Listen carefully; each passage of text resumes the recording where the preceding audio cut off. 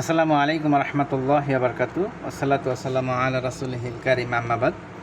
আজকে একটি কথা বলতে খুব খারাপই লাগতেছে। আমরা কিছুদিন হলো একটা মিডিয়া চ্যানেলের মাধ্যমে জানতে পারতেছি যে একটি মা, বৃদ্ধ মা, ঘরে 7 দিন হলো মরে পচে গলে পড়ে আছেন, অথচ 3টি ছেলে উচ্চ পর্যায়ে চাকরি করা অবস্থায় এবং উচ্চ হায়ার এডুকেটেড হয়েও তারা মাকে যত্ন নেননি, দেখেননি এবং একটিবার খোঁজ নেননি।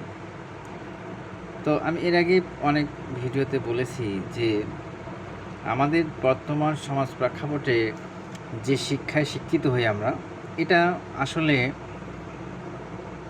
অর্থাৎ স্বশিক্ষিত হইতে পারি না বা সুশিক্ষিত হইতে পারি না। আমাদের প্রচলিত যে শিক্ষা ব্যবস্থা রয়েছে, এই শিক্ষা ব্যবস্থার মাধ্যমে আমরা আমাদের যে অন্তরের যে একটা বিবেক, এই যে অন্তর থেকে যে একটা শিক্ষার আলো প্রকাশিত হওয়া বা প্রস্ফুটিত হওয়া, এটা সম্ভব না।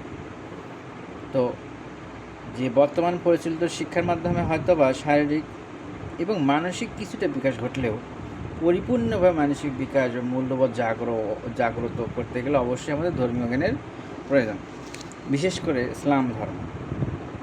তা আসুন, তাই আমরা যারা এইটাকে শিক্ষা হিসেবে জীবনে গ্রহণ করি এবং আমাদের ছেলে মেয়েদেরকে শুধু দুনিয়ার পড়াশোনায় শিক্ষায় শিক্ষিত না করে আল্লাহ তাআলার দেওয়া শিক্ষায় শিক্ষিত করে সুশিক্ষিত করে গড়ে তুলি, যাতে করে তারা আমরা যখন আল্লাহ যদি কখনো বৃদ্ধ করেন এবং তখন তারা যেন সন্তানের ন্যায় আচরণ আমাদের সঙ্গে করেন।